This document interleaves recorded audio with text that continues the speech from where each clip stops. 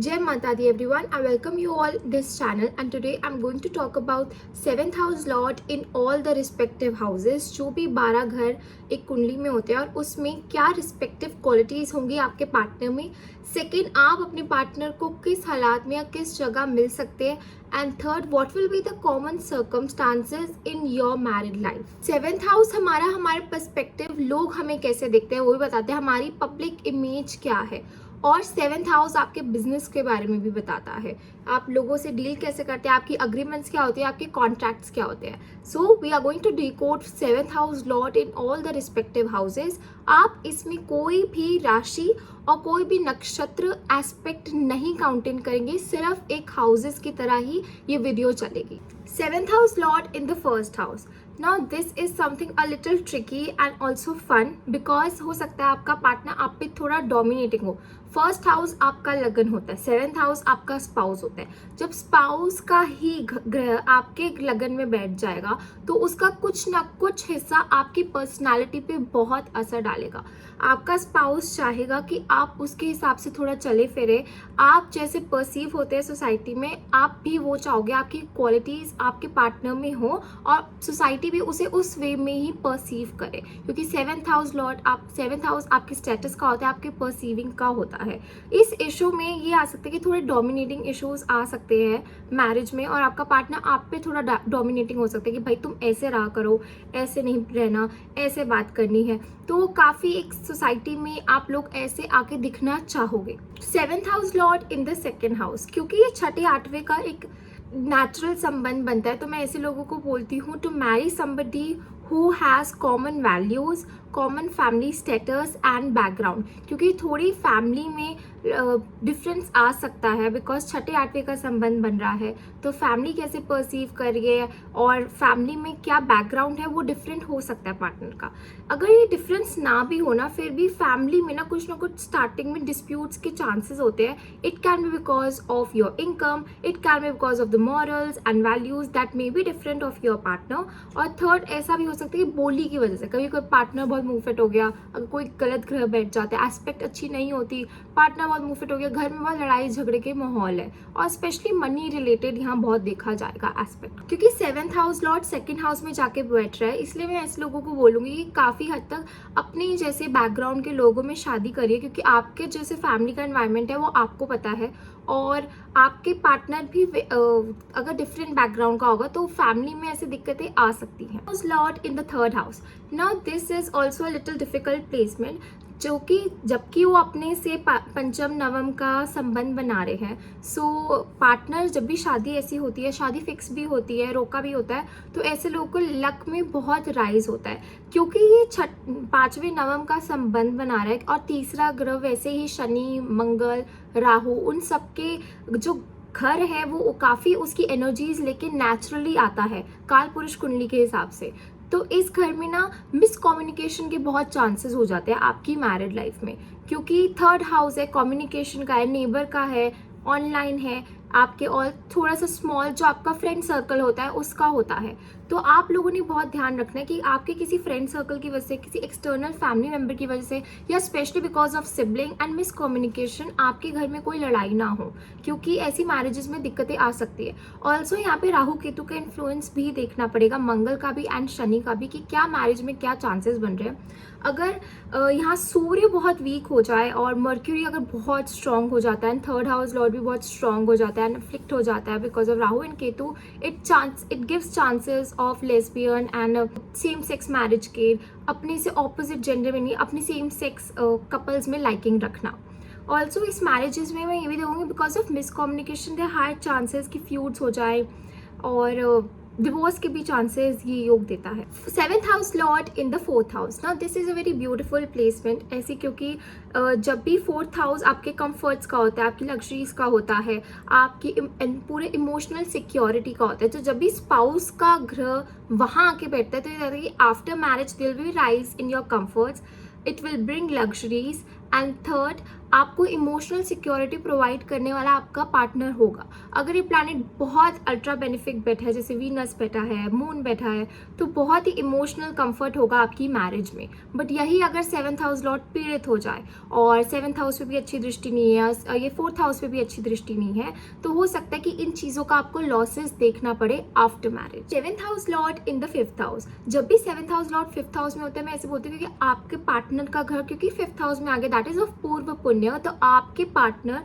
काफी पूर्व पुण्य से ही आपको आए हैं। आप लोगों का एक दूसरे के साथ लेन देन बाकी था, तभी अब आपके लाइफ में वो फिर से आ रहे हैं। अगर इसमें बहुत अच्छी एस्पेक्ट होगी तो आप लोगों में काफी रोमांस होगा, क्योंकि रोमांस का घर होता है। Gives high chances of love marriage, तो लव मैरिज के यहाँ बहुत चांसेस है, स्पेशली अगर हम इंडिया में देखें। ऑल्सो यहाँ पे आपको अपनी पार्टनर की बहुत रिस्पेक्ट करनी है। एक साथ आप एक दूसरे की वैल्यूज़ को जानें, एक दूसरे के बारे में जानें, क्योंकि 5th हाउस आपका एजुकेशन का भी होता है। तो थोड़ा एक साथ एक एंटरटेनमेंट भी अगर आप फैमिली में और एक दूसरे के रिलेशन में बनाए रखेंगे तो बहुत अच्छा होगा। साथ ही साथ आपके बच्चों के लिए भी ये पार्टनर बहुत लकी होता है। 7th house lord in the 6th house, क्योंकि 6th हाउस ऑलरेडी रोग ऋण शत्रु का होता है, 7th हाउस स्पाउस। तो जब भी ऐसे लोगों की मैरिजेस पक्की होती है ना, तो कुछ ना कुछ इनिशियल स्ट्रगल्स एंड चैलेंजेस आते हैं, उस हसल को ब्रेक करना होता है, तब जाके ये शादी पॉसिबल हो पाती है। या ऐसा होता है कि शादी हो गई, अब स्टार्टिंग में कोई रोग ऋण शत्रु आ गया कि भाई हस्बैंड को कोई चोट लग गई जस्ट आफ्टर मैरिज, या कोई हॉस्पिटलाइज हो गया फैमिली मेंबर में, तो ये काफी कॉमन चीजें देखी जाती हैं। आपका पार्टनर ना आपको इन सारे रोग ऋण शत्रु से लड़ने के लिए हेल्प करता है, इसलिए आप दोनों का एक साथ वो कार्मिक डेट है कि अगर आप पे कोई कर्जा हो रखा है और अगर आपका पार्टनर भी अर्न करे तो आप दोनों वो कर्जे को कम कर सकते हो। वही 6th हाउस को कम करने के लिए आते हो। 7th हाउस बहुत अच्छा माना जाता है, स्पाउस का होता है, तो स्पाउस उन चीजों में हेल्प करता है। Not in the 7th house, अब ये थोड़ा ट्रिकी प्लेसमेंट होता है। अगर आप वीनस को भी 7th हाउस मिले तो थोड़ा रोमांटिक रिलेशनशिप चाहिए होता है और रोमांस काफ़ी होता है इस रिलेशनशिप, अगर वीनस इसका 7th हाउस लॉर्ड बनता है।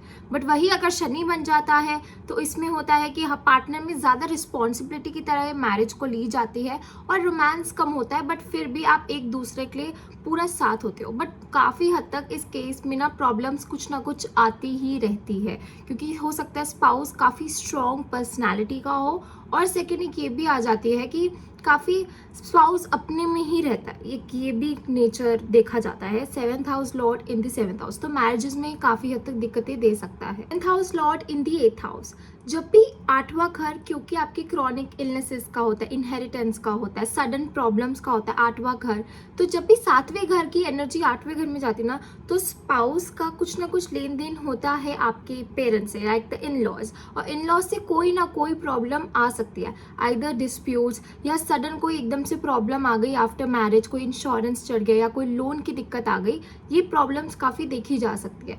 राहु केतु का यहाँ एस्पेक्ट देखना पड़ेगा, मंगल का देखना पड़ेगा, शनि का देखना पड़ेगा कि क्या एनर्जीज उड़ रही है। बट क्योंकि 8th हाउस की खुद की एनर्जीज ऐसी है तो मैरिज के बाद कोई सडन चेंजेस आ सकते हैं। 7th house lord in the 9th house, now 9th house is of your dharma, it's of your luck. So once you get married, आपका पार्टनर आपकी लाइफ में बहुत लकी होता है, या तो आपके पार्टनर का या आपका बहुत लक राइज करेगा after marriage, and it's going to be a very beautiful one house, क्योंकि आपकी हायर एजुकेशन का भी हो सकता है आप अपने पार्टनर्स किसी हायर एजुकेशन के थ्रू मिले, या आप MBA कॉलेजेस में मिले, या मास्टर्स के थ्रू मिले। ऑल्सो इस टाइम पे मैं ये भी देखूंगी कि काफ़ी बार आपको पार्टनर ट्रैवल के टाइम मिल सकता है, और पार्टनर आपकी लाइफ में एक ऐसा होता है जो बहुत समझदार होता है, नॉलेजेबल होता है, और आपको भी ऐसे ही लोग पसंद आते हैं। 7th हाउस लॉर्ड जब भी 9th हाउस में होते हैं, मैं ऐसे लोगों को बोलती हूँ कि साथ में मंदिर जाना स्टार्ट करो, जुपिटर की एनर्जी अपनी मैरिज में बैलेंस्ड रखो। जब आप साथ में मंदिर जाओगे, 9th हाउस जुपिटर का होता है, तो बहुत अच्छा माना जाता है, एक दूसरे के लक को पुश ही करता है। और जब आप साथ में एक एक्टिविटी एक साथ करते हो तो शनि की भी एनर्जीज काफ़ी अच्छी होती रहती है in a balanced way. 7th house lord in the 10th house, now spouse is sitting at the place of your work and your career. तो जब भी ऐसे आप लोगों की शादी होती है या आपको लग रहा है कि मेरा 7th house Lord 10th house में है, तो मैं कहूँगी कि आप अपने पार्टनर के साथ पार्टनरशिप कर सकते हैं हैं with your spouse in your career. अगर आपको कोई बिजनेस करना है या आपको अपने पार्टनर के साथ कोई राय लेनी है करियर में तो आप ज़रूर ले सकते हैं। ऑल्सो मैं इसमें कहूँगी कि आपका पार्टनर ना बहुत सपोर्टिव होता है आपके करियर में और करियर में आपकी बहुत हेल्प करता है।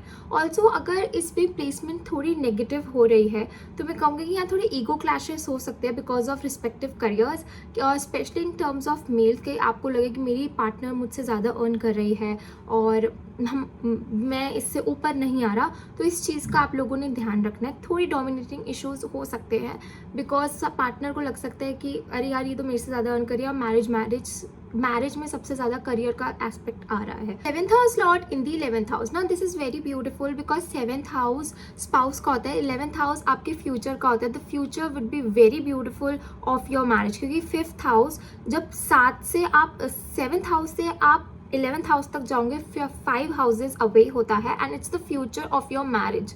तो मैरिज के लिए बहुत अच्छा होता है। आप लोग एक दूसरे के नेटवर्क पे बहुत हेल्प करते हो सकता है आप एक दूसरे के साथ नेटवर्किंग के थ्रू मिले, आप सोशल सर्कल के थ्रू मिले, अपने फ्रेंड्स के थ्रू मिले।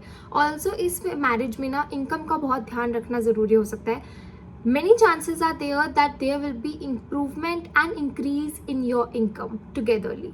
तो बहुत अच्छा होता है ये, बट इन लॉन्ग रन में अगर कोई अच्छी एस्पेक्ट नहीं है और छठे घर से अगर संबंध बना रहे तो हेल्थ इश्यूज दे सकता है, क्योंकि छठे से भी एक छठा हाउस ही होता है और लॉन्ग रोग ऋण शत्रु 11th हाउस से भी हम देख सकते हैं। 11th house lord in the 12th house, ना दिस इज समथिंग कि पार्टनर ज़रूरी नहीं है कि फॉरेन का हो सकता है आउट ऑफ स्टेट का, आउट ऑफ दिल्ली का हो या आउट ऑफ यूपी या जहाँ पे भी आप रहते हो उससे थोड़ी दूर रहे। सेकंड में ऐसी मैरिजेस में कहूँगी ना हो सकता है कुछ कल्चरल डिफरेंस हो या थिंकिंग वाइज डिफरेंस हो, क्योंकि आप दोनों एक दूसरे के लिए बहुत आइडियोलॉजिकली मेरा पार्टनर ऐसा ही होना चाहिए, मेरा पार्टनर ऐसा होना चाहिए, उसमें यही क्वालिटीज़ होनी ही होनी चाहिए। तो यहाँ आइडियोलॉजीज़ पे काफ़ी पार्टनर की क्वालिटीज़ निर्भर करती है।